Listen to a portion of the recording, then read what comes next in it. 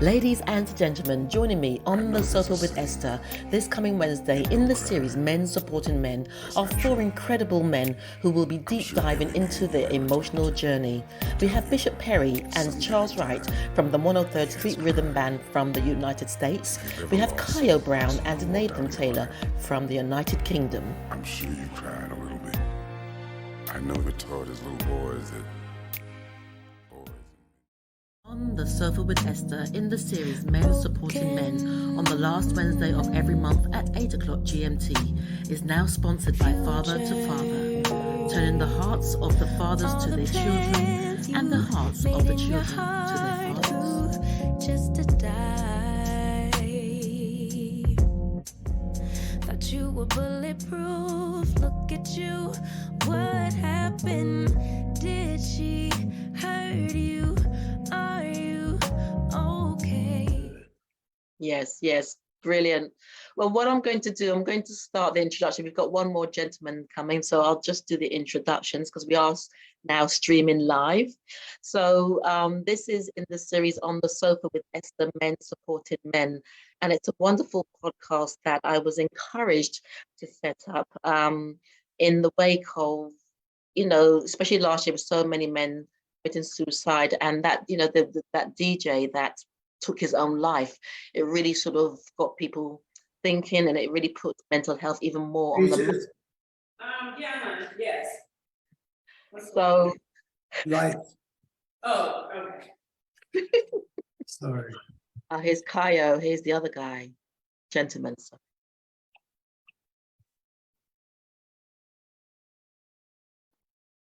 We're just waiting for this gentleman, Ciyo, to join, and we've got a full house. Brilliant. Wonderful.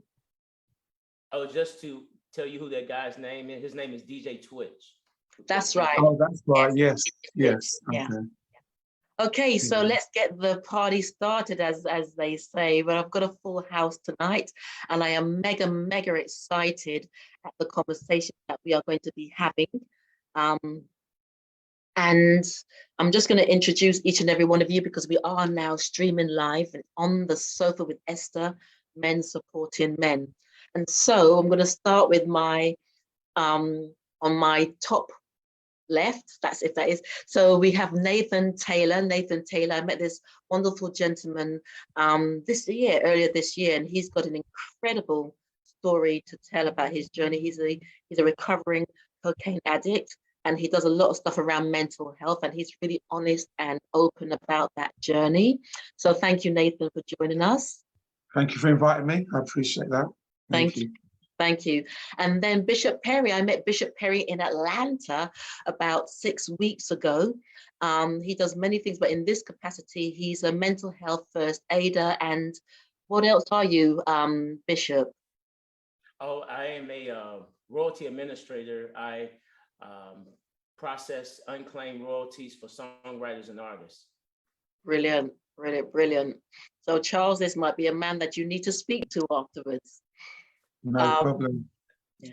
And then this is Charles Wright. I used to say the legend Charles Wright. We're all legends in our own right, but this is Charles Wright from the 103rd Street Rhythm Band. And thank you so much for taking the time out of your busy schedule as well to join us tonight, Charles. Glad to be here. Thank you. Thank you. And then last but not least is another incredible gentleman, Ciyo Brown. He's a musician. He's won awards.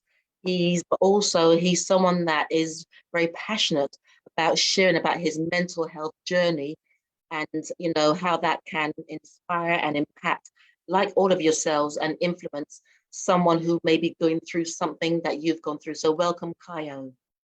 Hi there. Hi all. Hello. Thank you. Thank you. Well, tonight the conversation really is, I'm going to ask each one of you, just to share for about 15 minutes, and then we can have a round table discussion around your experiences of a time, or just how you manage your emotional challenges. What are the tools, what are the resources that you use to help you move through, get through those challenges? And if you could share maybe one really dark place that you've been in, and who was there to support you, or how did it feel? Because this show is very much about encouraging people to dive deep into that authentic place and sometimes say, I need help, and not be afraid, or don't be afraid to be vulnerable when you're in that place. So we're going to have fun as well, but we're going to share. And I always know that someone on the other side is going to be inspired and empowered by these conversations. So this is really important for you guys being on this platform. So I'm going to sort of wave my magic wand, so to speak, and select my first person. I'm Nathan. I'm going to go over to Nathan. And in between that, in between that 15 minutes or so, we can ask him questions and just have this roundtable supportive discussion about your emotional journey and what that looked like and felt like. So, I mean, for the guys that are watching, my name's Nathan Taylor. I'm a recovering cocaine addict, and I have been dealing with mental health for many years. The addiction was something that started in my late teens, early 20s, and it was the result of growing up without my father. I was quite rebellious because I was raised up as a Christian. And, one day I decided I wasn't going to go to church anymore. And then I started, drinking, started rebelling and getting myself into a lot of trouble. And as I said, the drugs came some years later, and it just put me in a really dark place for decades, for a very, very long time. And, there was several times where I thought I was going to lose my life due to my drug addiction. And, we were speaking about... Sorry, can you share those one or two of those moments, if you don't mind? I remember one example where I was sitting down at home using cocaine on my own, and I'd taken quite a lot of cocaine, and my heart was racing, and it was beating 100 miles per hour. And I remember sitting there, all alone in my house, really believing that any moment my heart would just stop beating and I was going to lose my life. And I think that was one of the moments that I had that eureka moment where I just felt like it was just too much. I had to do something immediately to change it. Otherwise, I wasn't going to be here any longer. And what was that changed it? Was it at that point that you changed it, or did you continue to, what was that point? I think it was shortly after that time. I had a couple more experiences like that. So what used to happen was I used to go on these benders. I'd end up at hospitals. I'd end up going to all the hospitals in my local area. And I think it got to a point where all the doctors knew me when I came in, and knew my name. So I've been going there with such frequency. And it was just not long after that, I just sat down and just felt like I had to make a change. I just literally reached my rock bottom. And that's when I kind of reached out to one of the centres in my local area, and I just asked them for some help.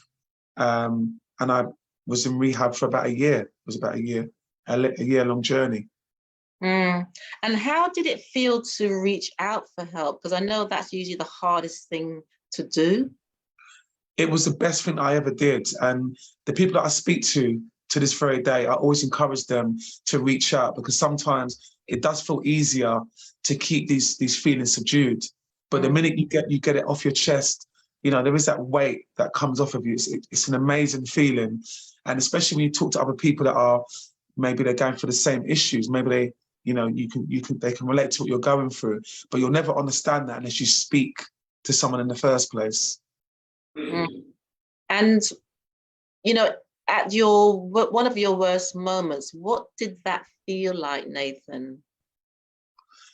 I just felt as though I just lost all control of my life, because, at that point I was working, so I was in a very, very good job, but I wasn't paying my bills. I was on the verge of losing my house, and yeah, I don't think it could have got any worse at that moment in time.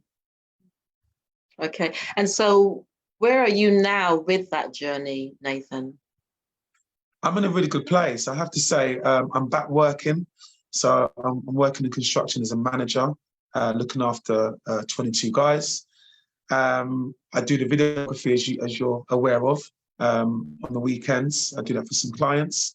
And I'm just a lot more, I understand my triggers. I understand myself as a person much more after this long journey that I've been on. So I'm very aware of my surroundings. I'm very aware of the people and energies that I attach myself to.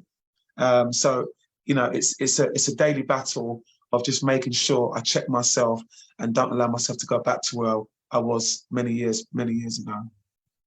And also the impact of you not having your father around, have you done any healing around that? Do you understand that more or better? I think as I've gotten older, I'm 45 years old, so we understand, you know, that things happen in our past and there's reasons behind it.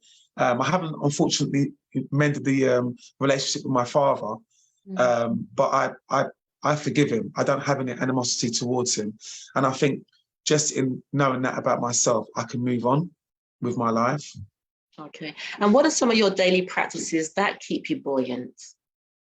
I do a lot of meditation. So I listen to a lot of motivational videos in the morning. So I'll spend 10, 15 minutes listening to positive affirmations, just stuff that's uplifting and upbeat. And I try to avoid looking at my phone in the mornings, not be sidetracked by social media or anything like that. Just try and be nice and peaceful and calm. And also in the evenings before I go to bed, I do exactly the same. I normally have a nice hot bath and I get into bed and I just relax, you know, listen to some nice music and then just try and go to sleep like that. And that's what I try and do on a daily basis. Brilliant, brilliant. Gents, do you have any questions that you'd like to field to Nathan about his experience? Yeah. Ciyo, yeah, go ahead. Yeah. Hi there. Incredible Hiya. story. Incredible story. Very, very, that will be very, very inspiring to many, because one of the attributes of those sort of situations is that we can't talk about it, and we have to be able to do so. So people listening to you will be so inspired by that. Thank you. You mentioned, no problem, man. You mentioned I'm big on positive affirmations, and you said that you were reading affirmations. Did you actually have any of your own personal affirmations? No, not at the moment, because for me, the meditation is not something that comes quite easy for me to be able to relax, because I suffer from anxiety. So this is something that I'm learning gradually, you know, day by day, just to, you know, to listen to other people. Again, we just spoke about people's experiences being really important if you can relate to it. Yes, And the reason why I say this is because you know, as human beings, we and I've been guilty of this as well, we really do undermine the power of self-help by actually just making simple affirmations like, I'm going to beat this. I will be excellent at what I do. I will come out of this. And I've learned, I'm just sharing this with you, and I'll develop that more when I speak about my own experiences, that, you know, you put things out to the universe, man, and I'll tell you what, it comes back. Definitely.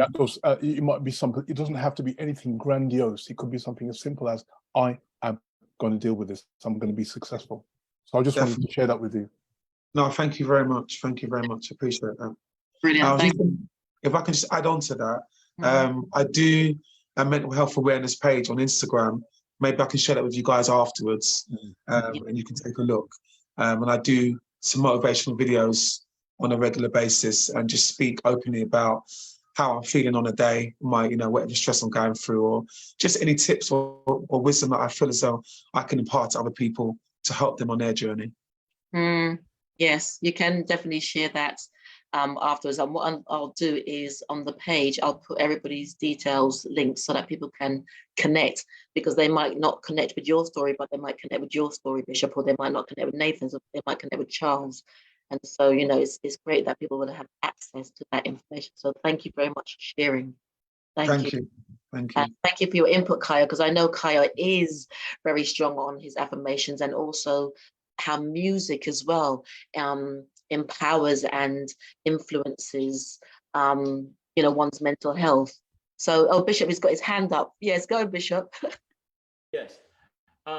Nathan, thank you for sharing that with us. Such a private personal circumstance that you went through in your life. When you were experiencing that, were there any peer support? Did family members notice that you were experiencing this? And what was their input if they did? So this is a secret I had for, as I said, for a very many years. No one knew about it in my family. And because I was, doing the drugs, I didn't want to be around anybody. So there'll be family functions that would come up. I wouldn't attend because I'd be too embarrassed.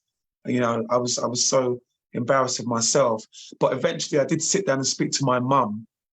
And my mum was very supportive, and she just, encouraged me to go and get help. And I think once, because I love my mum dearly, she's raised me and my brother by herself. She's a wonderful woman, and I've got a lot of respect for her. And I think it was her words of wisdom that actually pushed me in the right direction. So that was the only member of my family that actually knew about it until some years later. That's awesome. That's awesome. Thank you. Thank you. Okay, so what we're going to do now, we're going to go over to Charles.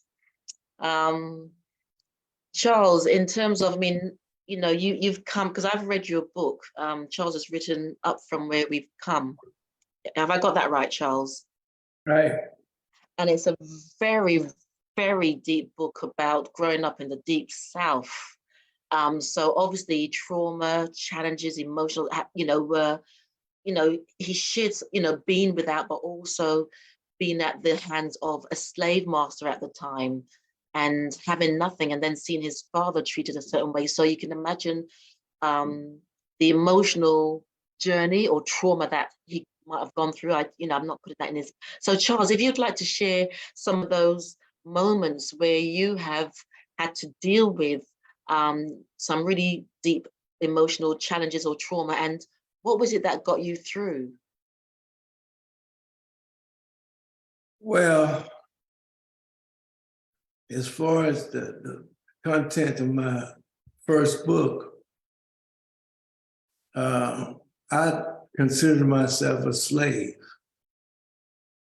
because my father was,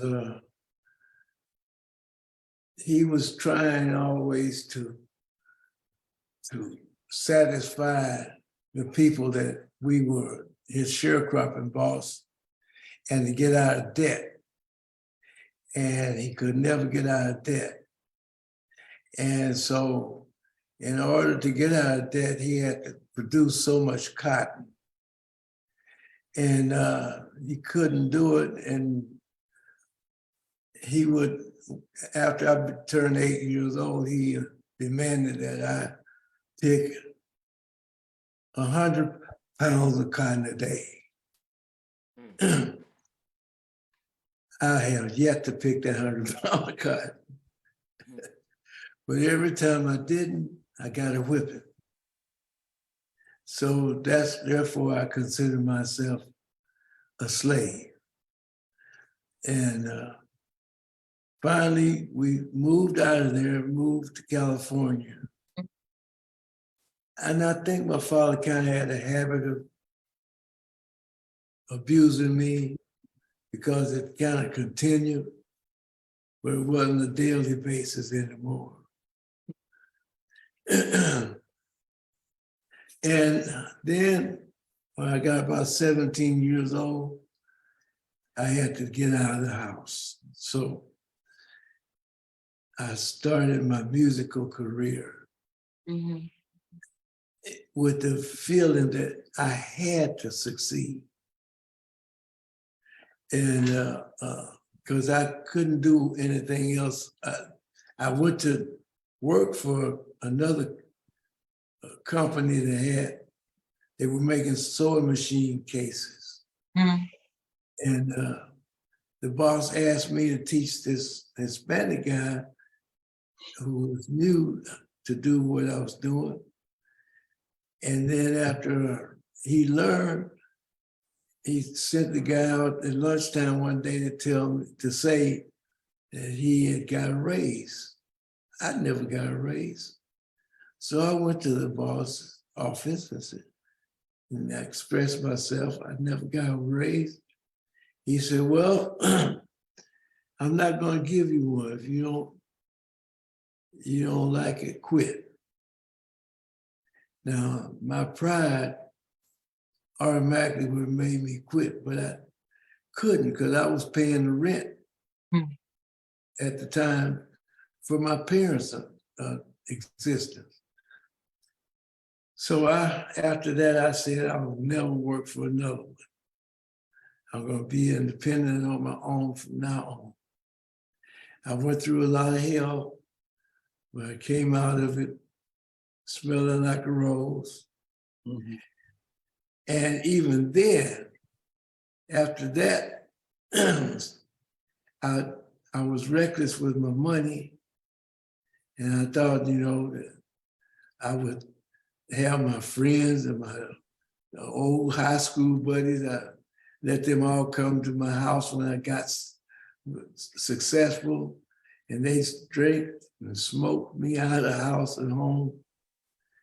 And I ended up about 10 years going through hell. Actually, got to the point where I started seeking a day job. That didn't work out, which I'm glad it didn't. And then all of a sudden, my song became a song that everybody wanted to use for commercials. So I've been happy with that ever since. Brilliant. But Charles, you speak about the hell that you went through, and there are sort of different periods of time with what that was. What was it that kept you going with the beatings? What was it that kept you going when you saw your father being used by the slave master? What was it? Because I remember there's a part in your book when you said when you moved to California, is it either that you didn't have any shoes? There was something about the shoes as well, not having shoes, or having shoes that were... How'd you get that? That's in my next book. Oh. I don't know how you got that, but... Oh, gosh. Really, you're scaring me now. Sorry, things like that happen. Sorry. Yeah. That's actually the second chapter of my next book. Esther, how'd you do this? Sometimes things like that happen. Anyway, but back to the question. Wow. But back to the question. I mean, how did you manage with the beatings? How did you manage with internalize? I mean, did you internalize how you saw your father was being treated? What did you do with those emotions? Did you change those into your dreams in terms of the success you became? How did you manage those emotional processes? You roll with the punches is what I did. I did internalize it all. Who was I to share it with? There's nobody. I had 13 sisters and brothers, but they had their own problems. I couldn't really share it with them. So I did internalize it. And I guess it all came out through my life to where I am now. Now about the shoes. There's a couple of chapters in my new book about shoes. Wow.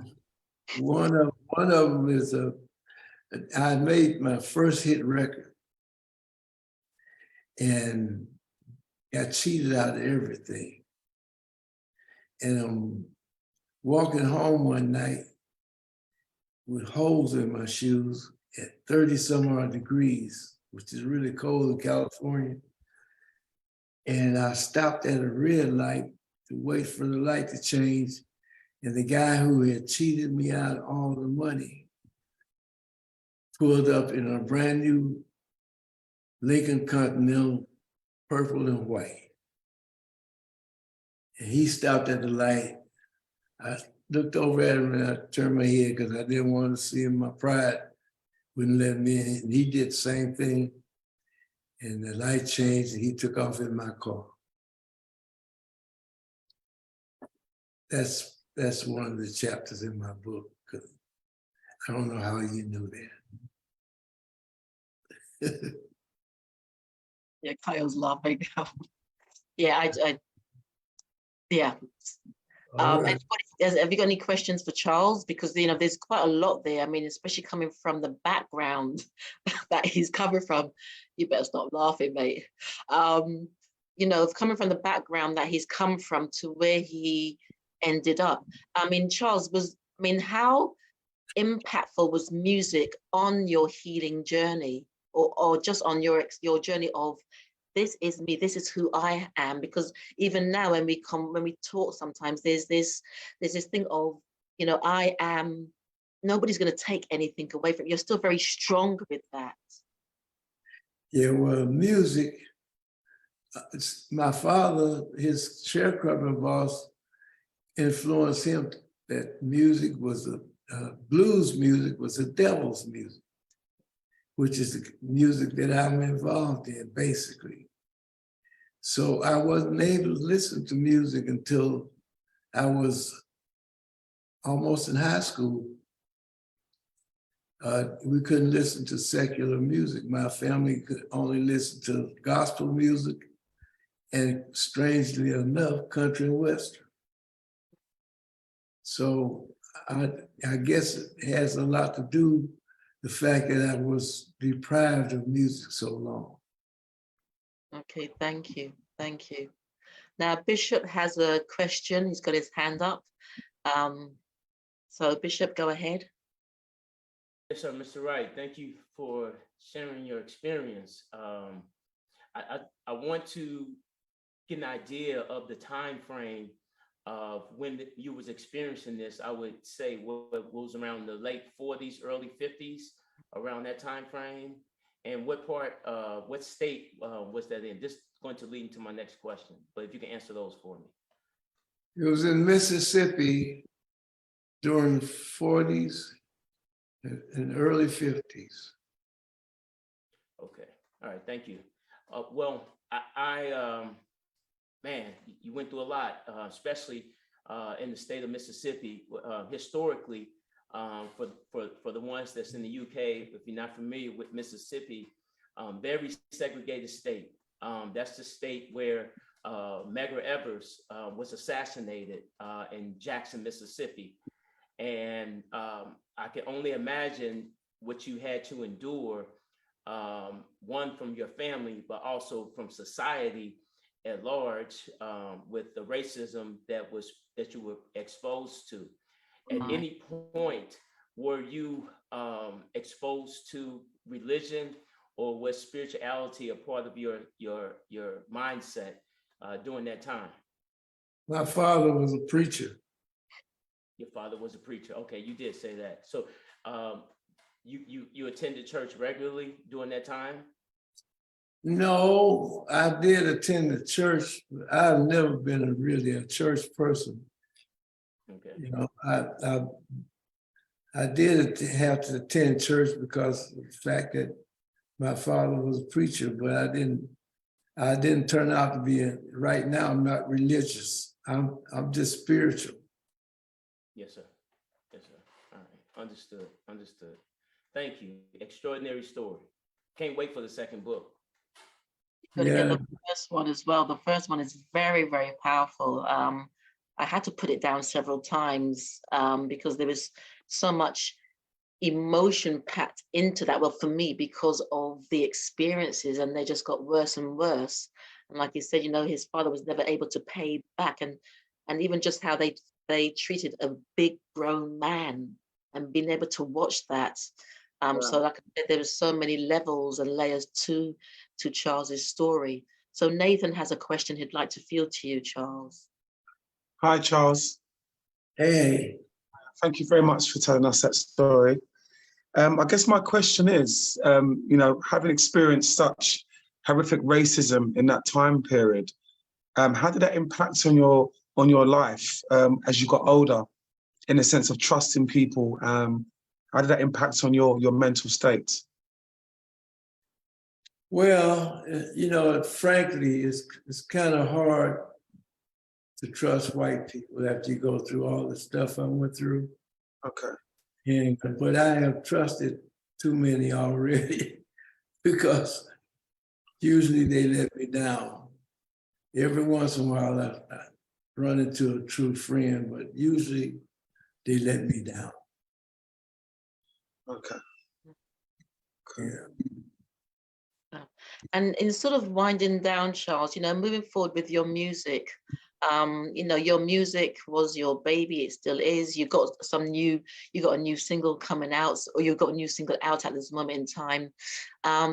What is the message through your music that you want the world to know? Because I can assume that a lot of what you went through, music has been a big part of your healing, of you know, your own personal expression.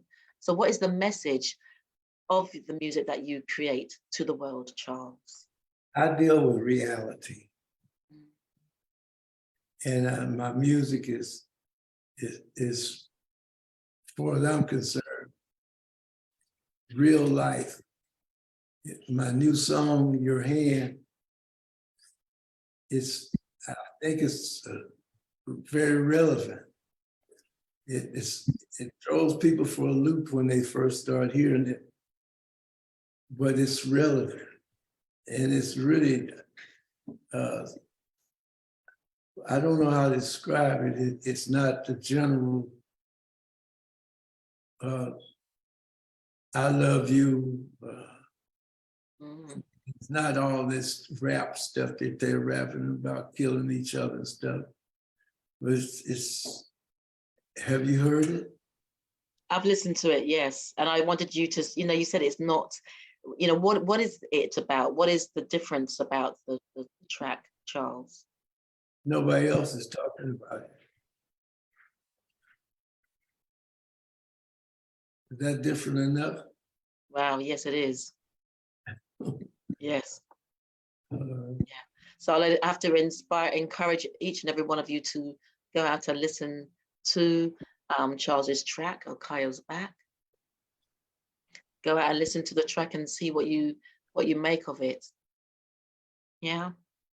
Charles, thank you so much for your for sharing, and also for the music that you've gifted the world with, because of your experiences, but more so because you chose what you wanted to do. Well, thank you. I had no idea what we were going to be talking about. I guess it's, you know. I put it in the brief, but maybe, yeah, I put it in the brief. But you know, it's been great because there was some really deep and powerful sharings that you've done, and to understand where you've come from and what you've been through to who you are now. It's quite a powerful journey. But as with all of our stories, all of these stories that we're going to hear tonight. So thank you very much, Charles. Oh, Kayo's got a question for you, Charles. Yeah, sorry, apologies. I got disconnected somehow, so that's why I disappeared. That's okay. Apologies. Yeah, and I just wanted to just say, actually, sorry, what was your name? What was your name, please? Was it Charles? Yeah, Charles Wright. Oh, Charles, thank you again for sharing such a powerful story. That's why it's so important that we're able to talk to someone and share experiences, because it can be really uplifting. And I really felt the power of your passion as you're speaking. And what I found not only upsetting but frightening was the fact that your story, which is relatively recent, sounded like the kind of stuff that used to happen like 100 years ago. You know, it just seemed to mirror that, and I thought that was frightening. But what was powerful was, in terms of the point that I made before, was that you said, "I'm getting out of this," and you made that affirmation. Yes. And what happened? You got out of it. You know, and that was really, really powerful. And I really connected with what you had to say. But both of the gentlemen who spoke are really connected, and I find uplifting that out of such an horrendous situation, you were able to rise from the ashes, as they say, and you visualized success, and you became it. Amazing. So thank you. But I didn't think my story would be that interesting. But okay, thank you. Very, very, very. You have to, yes. It is more than interesting. And when you finish your second book, Charles, I would love to have you on my sofa to really deep dive into book 2. So thank you very much. Can I also just quickly say the reason why I was smiling is because my mother used to always talk about a woman's intuition. So when you mentioned with the shoes and that connected, I thought of my mum, but I also thought about the fact that obviously, frequencies, our frequencies connect. Yeah. So that's been lurking around somewhere. So that's why I asked. All right. Yeah, absolutely. And for those who are listening and watching on Facebook, this is On the Sofa with Esther. Oh, I can hear someone's got their so this is On the Sofa with Esther in the series Men Supporting Men, and they're doing a deep dive. But I can hear myself talking. Has someone got their Facebook on, or Everyone. My microphone's on mute. I've muted it since. So we all mute our microphones. Maybe that will help. Okay, I'm gonna mute. Yeah, thank you very much. Thank you, Nathan.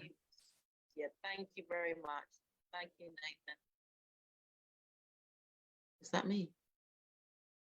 Okay, it's gone. Okay, so yes, this is On the Sofa with Esther in the series Men Supporting Men.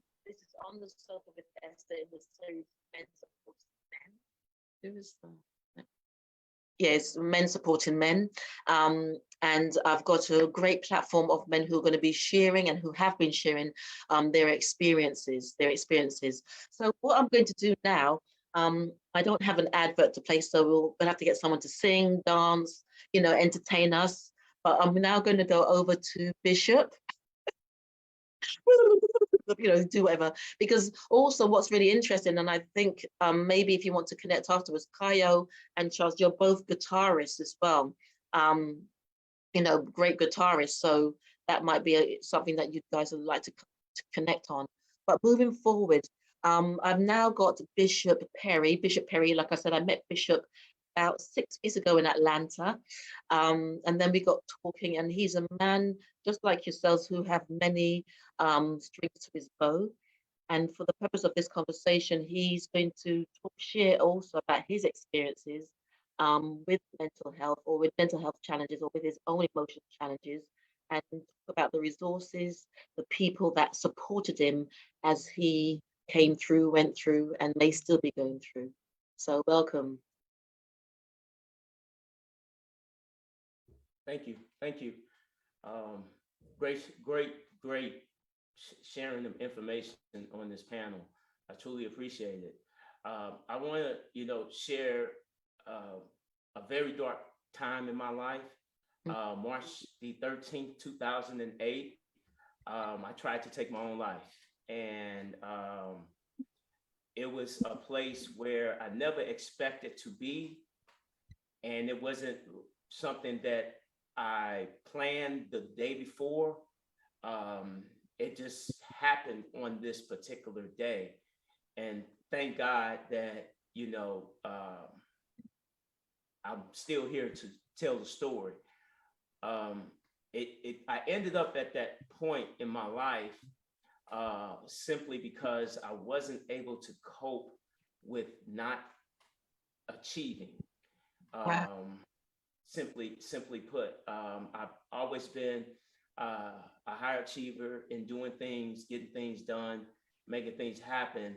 And it was for a period of time that lasted for close to a year where nothing seemed to be turning for me. And I just kind of found myself boxing myself in, becoming antisocial, not being around people, really not talking to friends, not sharing what I was actually dealing with. So when the day happened, my girlfriend at the time, she noticed, and I'm thankful for her.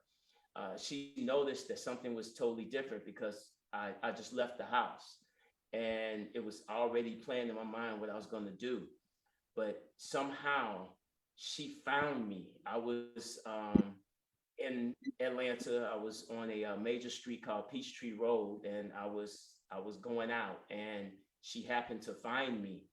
And when she found me, immediately, ambulance was called and everything, and they rushed me to the hospital. And, I flatlined for about, they say for about 45 seconds, and I was brought back. But the part that was very, very hurtful about it, not only to myself, it was the part that hurt my family, my mother, my father, my siblings, including my daughter. And just to hear the sounds of the hurt, I vowed to myself that would never happen again under any circumstances. Because to hear that alive, I can only imagine what it would have been like if I didn't make it through. And I never want that to be bestowed upon my family as a result of my actions. So what I had to do was I had to really do some soul searching during that time and figure out things that were going to instill courage in me, instill confidence, and start to look, deeper spiritually and find the source that will allow those situations to be diverted if ever I'm confronted with them again. And since then, I have challenged myself to become a better portion of society by sharing my story in hopes to help others. And in St. Louis, Missouri, to speed up time here, during COVID, I was living in Las Vegas at the time, and I was almost faced with another situation similar to 2008. And I had to visit St. Louis because my father passed away in 2015. So we were still dealing with some legal issues as far as his estate is concerned. So when I arrived in St. Louis, COVID had not hit yet.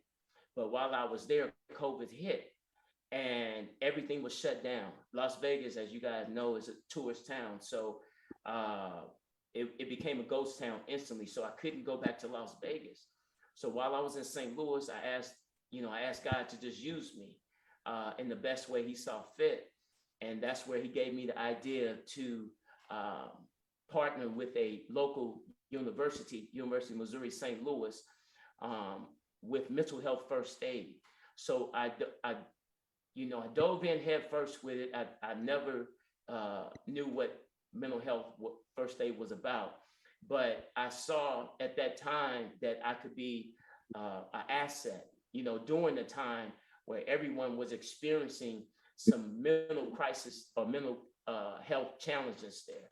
So I partnered with them, and I partnered with several colleges here in the United States, one being the top Black medical school here, Meharry Medical College. And I've also partnered with Morehouse College on an initiative that I've launched where we are training barbers and beauticians in mental health first aid.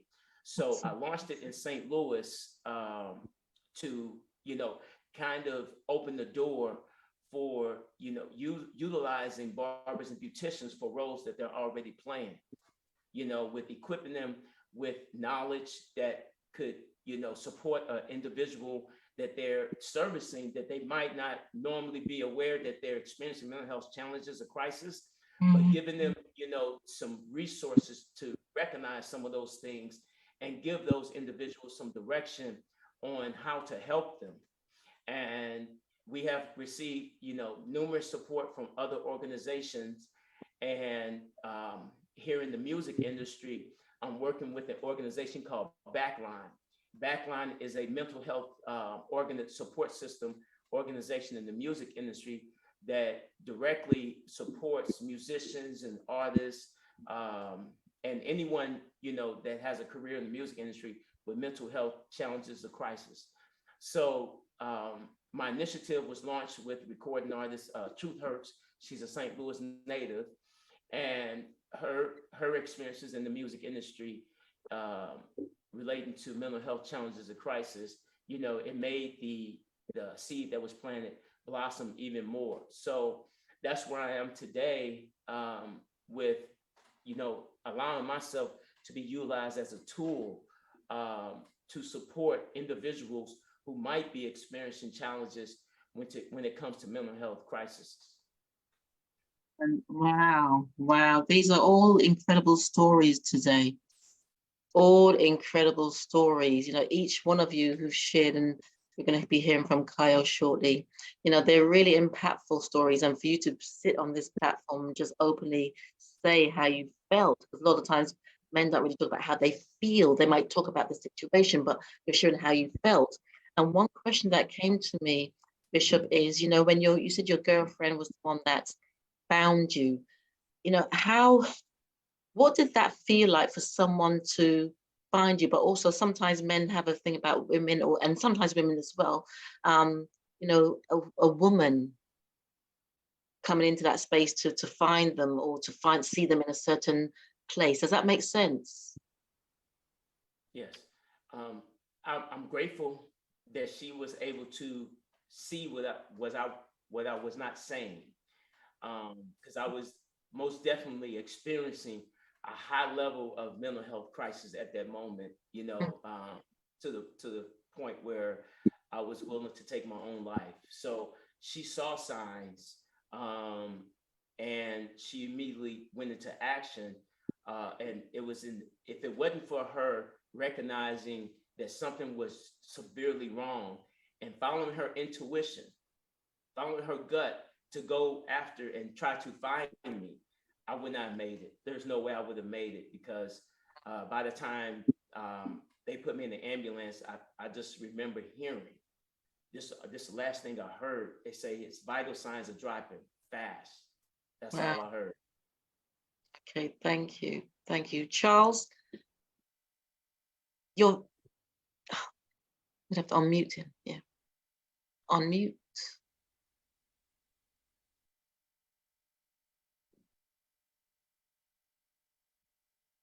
You have to unmute yourself. I did that.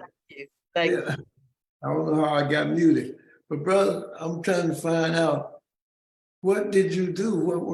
What you went down Peach Street, and how did you try to commit suicide? Great question, Charles. I took over 300 pills at one time. God, no. Wow. And if you're familiar with Peachtree, I'll tell you where I was at. Do you know where the Amtrak station is on Peachtree? Right before you cross over 75? I'm not that familiar. I ain't been there in a while. Okay, well, it was I know Peach Street. yes, yeah. So you know, When you took the pill, did you take the pills before you left home? No, that's another great question. There was a store right there, because it was many ideas that I had about taking my life, like actually jumping off the bridge right there on Peachtree. There was just so many ideas, and I said, there's a store right there. So I just went in and bought like all of these pills, you know, to really poison my system, to, you know, eventually, you know, where it would be a chance for them saving me. And I remember being in the store, and the workers, they were just looking at me with this strange look. I mean, it was almost like everyone was just looking at me like, but nobody stopped me. And nobody, yes. Nobody questioned me, and nobody stopped me. And I walked right out, and I think it was a Gatorade, and I pounded the bottles back to back, and I hit the Gatorade behind it, and I just sat on the bench. When it looked like to me, you were asking to be saved then. Deep down, where regardless of where my mind intent was trying to go, my soul was still trying to be saved. And I can share a story with you about that, because when I was in the hospital, they had me strapped to the bed, and my girlfriend, she was recording me, and it was a scene that she compared to like The Exorcist or something like that, where my body was being jerked back and forth, but I'm not conscious during this time, and I was screaming out to God to just save me. Oh yeah. God, man. Nathan? Nathan's got a question for you, Bishop. Hi, Bishop.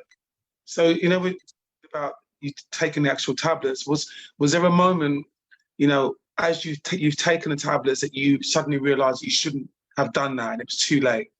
Was there like a split second between you doing it? No. No. I didn't pull back from what I committed myself to doing.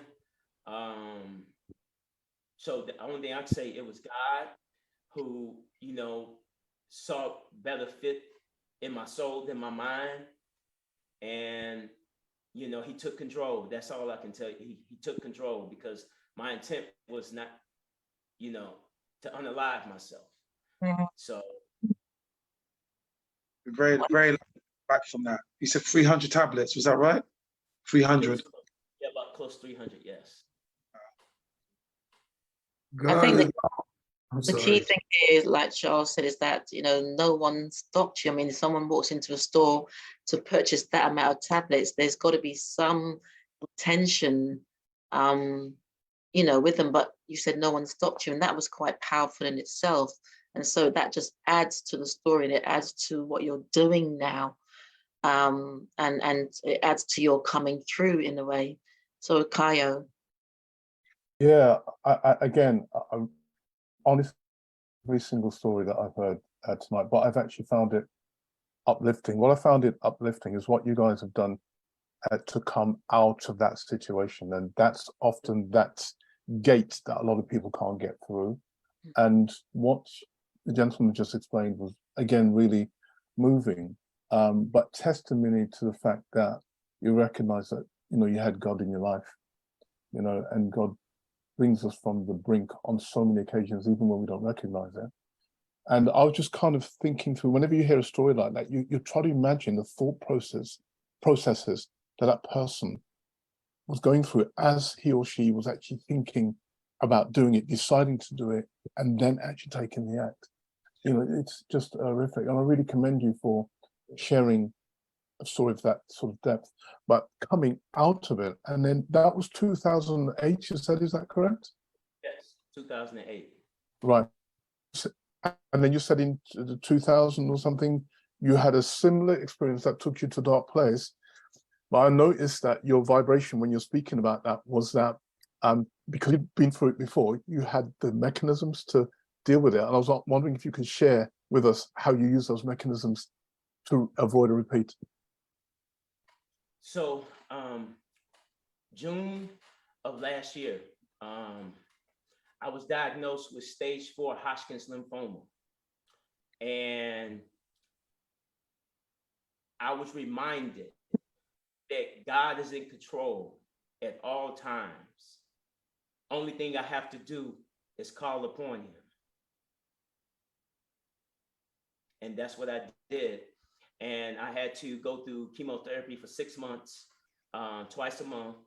And as a result of that commitment to my faith, God spared my life once again. So I'm living cancer-free right now. But being in that, thank you, being in that place, it's very dark. When you hear that you're at a level like that, stage 4, the next knock is God's door, right? So I'm just like, okay, God, here we go. You've done it before, and I believe that you would do it again. And he has in fact done it again, and I'm so grateful for him. And when did you say that was? Hodgkin's lymphoma. No. When did you say it happened? What year was that? Oh, June of 2022. Right. Okay. So that was over 20 years since you had that other experience. Yes. And was there a point where you were saying you'd been here before, insofar as your life being threatened? How did you use your previous experiences to actually deal with the situation, apart from obviously calling out to God? I had to turn off the noise of the devil convincing me that I'm supposed to die. And excuse me, that I was supposed to die. And I had to remind him that we've been here before, you know, and God is stronger and he is greater, you know. And when you're faced with something as serious as a stage 4 condition, you know, I just know God has done it before, and I just believed in him. And that experience has been, it's been so overwhelming that, you know, my life is committed to helping others, helping people that, you know, might be experiencing dark places where they don't even understand why they're experiencing it, but having someone around them that has the energy and know-how to just say, hey, look over here, look over here. Let me take you by the hand for a quick second here before your mind sends you and keeps you captive in a space and place that can be destructive to your life. And you're living proof that God is in control. Yes, sir. Yes, sir. You are too, Charles. Most definitely. You know, hearing your story, it just took me back to a point in time where, you know, I was friends with Medgar Everett's oldest brother, Charles Everett. So he used to tell me stories about the segregation in Mississippi, and those were some hard times for African Americans. So to imagine that you lived through that, but also was having the force being, you know, shot at you from inside your home, where you're supposed to have the safe haven from that type of, you know, racism. You know, you know, God just made you a strong man, and I'm honored to, you know, be a part of this panel with you. Thank you, brother. Thank you. And the same goes for you. Yes. See, this is so powerful.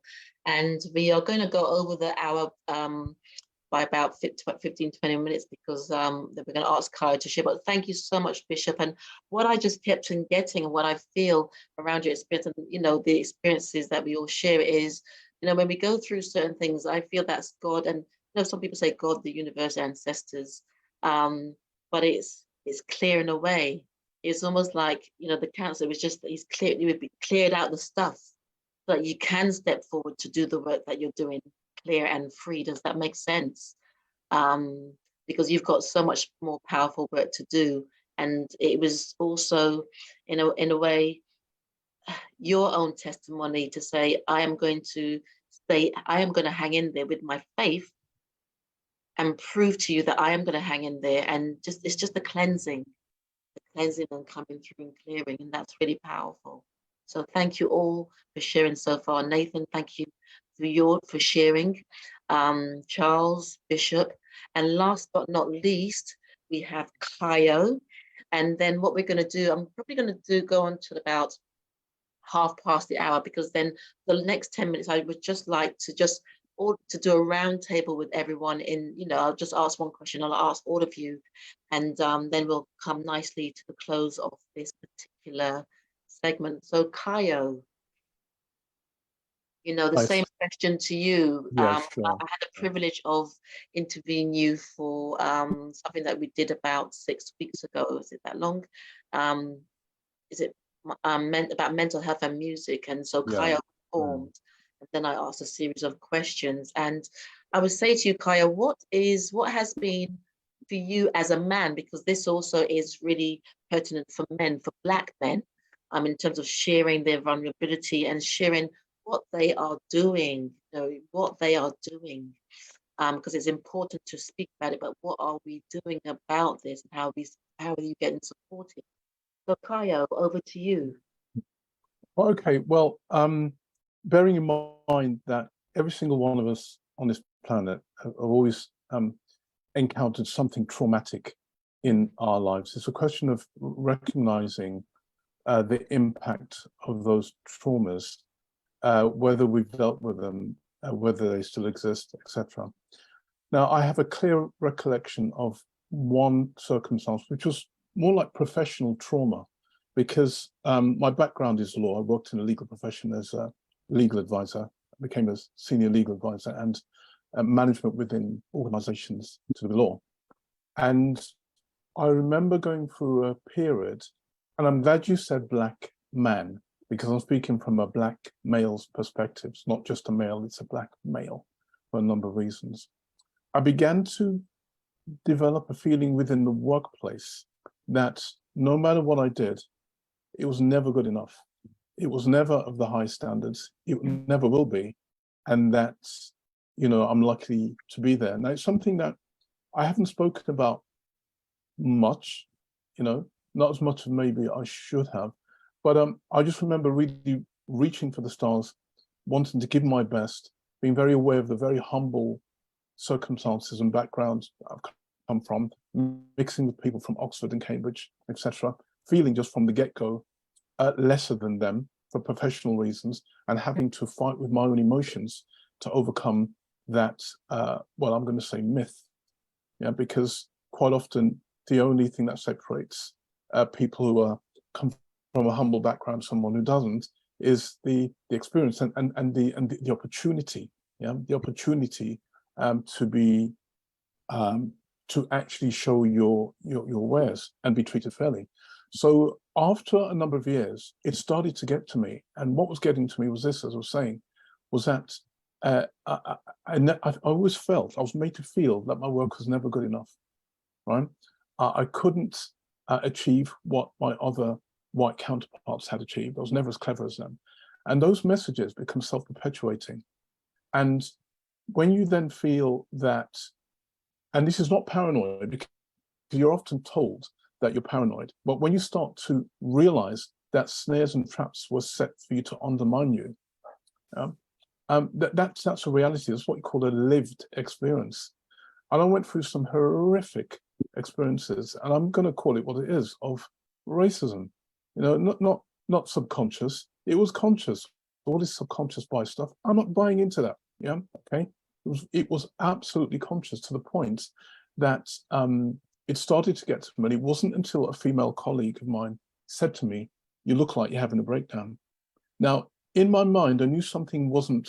I mean, my story, it feels like it doesn't compare in severity as the ones that I've heard, but it was very severe for me because I felt that my mind was crumbling. My self-belief, my sense of self-worth was crumbling. And it wasn't necessarily to do with where I was working. That was a microcosm of wider society. Wider society is broken. So why do we still have racism, sexism, bigotry, and all the other sort of isms you can think of? Why are they still there? Society is broken. So naturally, it's going to affect organizations.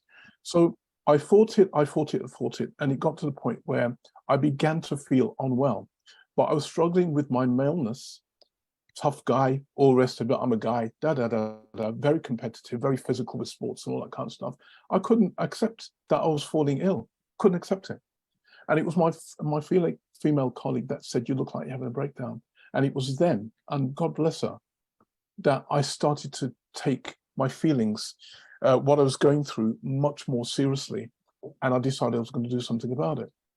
The first thing I did was I had to sort of get into some deep introspection, because what I found myself doing, because of the way that I was being treated, I was working 12-hour shifts, 5 or 6 hours more than my counterparts. I was taking work home, getting 2 hours sleep. So I developed insomnia as a result of that. And in later years, diabetes. I mean, I look after myself, but those things were actually affecting me mentally and physically.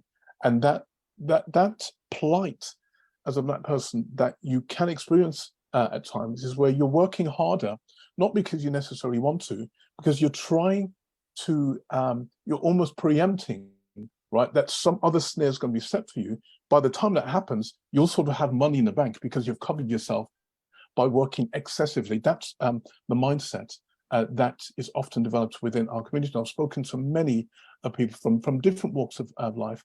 A lot of Black people and other people from ethnic groups have had the same experience. And so I didn't believe in myself. And you become your worst critic, self-hate. I'm never good enough. I'll never achieve this. Maybe I'm not cut out for it. Yeah? But it wasn't until I started to tell myself, and again, it comes back to positive affirmations, because I went to my GP, and my GP said, I have to sign you off because you are clinically depressed. Now, that was shattering for me, again, because of my maleness. It was shattering. I didn't want to hear it. But slowly but surely, I came to terms with it. And then when it got to speaking about psychotherapy and medication, I completely switched off. I didn't want any of that. Yeah. As he suggested, I went for counseling. By this time, I was sleeping long hours. One of the symptoms is that you just don't want to get out of bed, you know, and I'm a very active person, and I recognized when that was happening. I was getting headaches. The insomnia was absolutely awful. I couldn't keep still. I was working all the hours God sent, way more than my other counterparts in those circumstances. I remember saying to my GP, I'm not going to have counselling, and I didn't. The only time I ever had counselling was when my mum passed, and I had a pretty bad time then, but it got sorted. But professionally, I felt like sub-zero, despite all my qualifications, despite all the accolades that I'd achieved publicly for clients. The undermining that went on in the legal profession was awful. Now, that's not to say that I haven't had great times. I've had some amazing times in terms of my professional development and all the other things that I've been able to learn and use to my benefit in professional circles, of course, but that was my sense of self-determination. Lo and behold, I started to speak to other people that were in exactly the same boat, yeah? And so that gave me a platform to share it with other people, because that's one of the other things. When you're going through that kind of stuff, you need to be able to relate to someone who can either empathize or they actually know what you're talking about because they've been through it or they are going through it. So being able to do that was really good. Then I started to move away from the self-hate, the critical thing. Yes, it must be true because this is what's happening. I'm not getting the top positions. I'm not getting this and that. And then you convince yourself that you're hopeless and you're worthless. And that's when that sets in, it's very, very, very dangerous because you just then go downhill. So what I did was, I'll just say this bit quickly, was that it brought me closer to my spiritual self and, you know, God, the universe, cosmos. And I started to think about my spirituality, not religion, spirituality, myself, through prayer and through meditation. And I made tons and tons and tons of affirmations and said to myself, I'll never get myself back in this position. And lo and behold, the next job that I applied for, when I started to feel better, was I walked into a pretty high management position, a much higher position than I was led to believe that I could ever achieve working in this particular organization. Yeah, okay. So that might sound like a really simple story, but it's a heavy story because psychologically, what it was doing to me, it was breaking me down. So those positive affirmations really helped me. Prayer helped me as well. As I said, not religion, it was spirituality that really helped me, and speaking to other people whose shoulder I could rest my head on. And one of the symptoms of this is that I became very, if I felt someone was rejecting me, I used to take it really badly. And every now and then it rears its head. If I want to share something with someone and they don't give me the time of day, and I know where that has come from. So that's a personal thing that me as a black male had to deal with. And it was earth-shattering, the extent it took me to in terms of the unwellness that I was feeling myself, that I was in denial about. I got medication, I threw it in a bin, and I pretended I was taking medication. I wasn't interested. I took no medication apart from the first time that I got it. And I began to feel better because I started training again. I got into my music even more. The music has been a godsend because music consists of, when you sing or you play, there's vibrations and there's frequencies. And if you're doing it with a good heart, it goes out and it touches people. It touches the sender and the receiver. I'll stop there. Brilliant, brilliant, brilliant. Because that was one of the questions I'm going to ask all of you in terms of music. But Ciyo, you talked about it was a female again. I'm not laboring on this for any particular reason other than what did it feel like for you for a female to come into your space to see where you were at? Because I know lots of times there's a rejection there. Yeah. And from a male perspective, from a male ego perspective. Yeah. By that point, I was very grateful. The reason being, what I found is that not everybody who I went to, including some family members, were very receptive. So I felt I was alone. And that's one of the worst things you can feel when you're going through that. I felt very alone. The fact that she said that to me made me feel that somebody was actually paying attention to me and showing that they cared. So I actually warmed to it. That was a real godsend. I warmed to it. Brilliant, brilliant. And I'm going to put this out to all of you as well. What do you feel is the myth around, say, mental health, mental awareness, emotional challenges that yourselves as Black men experience? So Nathan, I'm going to ask you that. What do you think is the myth? Can I have a think about that? Can you ask someone else to come back to me and you think about that question? Is that okay? Yeah, that's fine. Anybody, I should open it up actually. So I'm just going to open this up to whoever's got an answer to that. I'm also happy if anybody wants to ask me anything about what I just said as well. Yeah, I'm coming back to you. Don't worry, I'm coming back to you. No, I know Kayo's keen. And you don't worry, I've got my eye on you, don't worry. So yeah, what is the myth? Okay, so I think the general myth behind Black men and mental health is that we can get through it without anyone's help. From all the stories that were shared, it seemed there's a common denominator in all of them, is that we were dealing with all of our experiences by ourselves. And the myth that we don't need anyone's help is a dangerous myth to have, because that's not a matter of fact, and it's not resourceful, and it's not it's not a solution to the problem. Thank I you. agree. No, I agree with that. Yeah, I agree with that.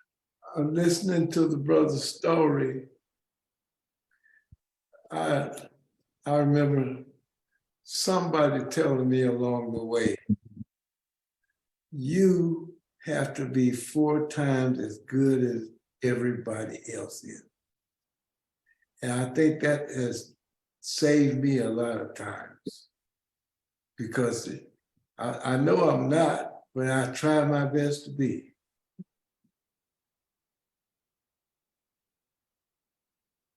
Yeah, thank you for saying that. You reminded me of what my father used to tell us as children. Exactly that. Is that so? Exactly what you just said. He used to say that to us. And it's never until you get older and you start to experience things that you see yourself. And as a law lecturer, when I speak to young people, my students, that comes out as well. So it's a legacy that's been passed on even to our second and third generation of people in this country. It's quite it's horrifying, actually, if I'm to be honest. I think it's kind of useful. Well, the thing is, I think what's useful about it is that you tend not to take chances, but at the same time, whenever the things that I've been successful at, that I've had to work 4 or 5 times more than anybody else, I still ask myself the question, why did it have to take me so long? Sometimes I get upset that although I've got there, I had to work so hard to get there when other people don't. So sometimes that still irks me. So it can work the other way around. It just can make people give up. Some people give up, and you've got to have a strong will to get through that. If you look at what you've achieved, Ciyo, not just in law, but in your musical career, because this gentleman, you've got to listen to his music. He's just got some incredible stuff out there, and everything has such a deep, rich meaning. I went to see him perform at Pizza Express last week, and even his tribute to the Windrush generation, you listen to the words and they're full of meaning, but they're still full of power, and they're still saying, I am, that saying, they say, I am a man. I am a man. So his body of work is really symbolic in making a statement. And Ciyo, you said, sometimes, and I get that journey in terms of feeling that you've had to work so much harder and it's taking you so much longer, but look at the richness that's come out of that. There's a lot of people who haven't continued that journey. And like you sometimes say, it is what it is, but you can just see now the body of the work that you do with the students and supporting them on their journey, because you've been so far down the ladder at times, now the steps because you've personally been there. And also, I know last week you shared about your parents coming from that really wonderful, you had a good background that you came from. So I can only surmise, I'm just saying, you can put me wrong, right if I'm wrong, or wrong if I'm right. La, la, la. That platform that you came from, that bedding has supported you in who you've become, even though it's been long and painful. Yeah, it certainly has. And one of the things that my mindset is never to give up. And I go through those processes joyfully, even when things look impossible. I deal very differently now with negative comments about my ability. I deal with it very differently now. I don't feel any anger. You know, something's either for you or not. I'm really determined, and I want to smile through life now and be joyous, you know, because, you know, we live through our lives doubting ourselves so much. There are societal messages out there that are constantly telling you that you're not good enough, you never make it. All those things that gnawing away from you. And I just kick them away. Yeah. And I just want to be as positive as possible, because when I think of that positive impact, that positive minded thinking people have had on me, it's just a joy. And that it does include my parents. My parents did set up an amazing basis for us, came over here, you know, to a false promise, suffered when they came over here, but contributed so much. Our parents' generation, that Windrush generation, contributed so much value that they took from the Caribbean, right, to make, you know, Britain, as it were. And we're still obviously having to deal with deep-rooted issues that are, you know, just breakdowns in society. It's the whole societal thing. But I've just learned to actually really channel my energy in a really positive way, you know, and remain happy throughout the rest of my life. And that's been really good for me. And one thing I want to say about the myth, when you talk about the myth, you can see it from two ways. One is, as the gentleman earlier on said, about you know, from where we stand, but you got the opposite end as well, which is how we are viewed in terms of mental health. You know, and there are so many situations where we're not suffering from mental health. We just have different characters because of where we come from. So, we, you know, ancestrally, there are things that we carry which automatically get labeled as mental health, and that is very destructive to our community. So hence that quickness to put, for example, you know, Black people on medication without diagnosing them properly. And there's enough research out there that shows that. And then that tips people into mental health, because once you start taking the medication, it affects people in so many different ways. And I've seen that through my housing work, my work with clients and families, etc., and through the courts. So it's a deep-rooted thing. But to rise from the ashes, as we all have, and to maintain that standpoint of, you know, thank God that God was there to save us, and we've actually achieved things, and we can talk about it and inspire others. It's just amazing. Brilliant. Thank you so much. And Nathan, I've coming to you. We've literally got about 5 minutes before the end of the show. Well, I'd like to say, Yeah. I think it's important to understand that not every day is going to be perfect. You know, I think sometimes we can be positive, and we can say that every day we're going to wake up and things are going to be great. But I think we have to also understand that we might not feel like that on some days. But it doesn't mean you should give up because you feel like that. You know, it just means that you need to work a bit harder at how you're going to deal with the next day. Brilliant. And one thing all of you have, you've got strategies. You've got, I always say, I carry a Mary Poppins bag, and in that bag someday I might I exercise regularly, because that's my go-to place. Exercise and meditation. And you know, music is a huge part of my world. And obviously my kids and grandkids. So it's, you know, I also encourage people, you know, find some place to go, and look and check what's in your Mary Poppins bag. And sometimes some of those tools and resources might be redundant for where you've moved forward to. But as Nathan said, and you've all alluded to, is that you don't stop, you keep moving forward. And for those days when you don't feel like getting out of bed, just roll over, put the cover back over your head, and, you know, stay in for another couple of hours, and then you keep rocking and rolling. So I'd like to say thank you to all of you today. If there's a message from Bishop, Yeah, it's great job for sharing your stories and experiences. And you know what I'm going to do is connect, you know, send your details after this to each and every one of you. And then what I'm going to do on the post, I will put that people can connect you all to. So Nathan, but before I go, just share where people can connect you to your IG, your TikTok, that. I don't have I've just got my Instagram page, but my Instagram page is mental underscore mental and underscore health underscore talks underscore with underscore Nathan. Okay. Thank you. Kayo, if you can just share your details. Yeah, Kayo Guitar Brown on IG. You'll see a lot of musical stuff there. And Kai Brown Facebook. And I have a website which is actually being maintained at the moment. It's www.kaiobrown.com. That's all music, music based, etc. So those are the three platforms I can be contacted. Thank you. Bishop? Yes, my Instagram is BHP Royalty Company. That's BHP Royalty CO. My Instagram is Bishop Perry Jr. And you can contact me there. My email is bishopperry@hotmail.com. Okay, I'm gonna put those out. And Charles, how come I know you're on IG and Facebook? I am. I don't know much about all that stuff, but Just type in Charles Wright and you can see him. And congratulations on your latest single as well. my book can be purchased at Amazon.com. Up from where we come.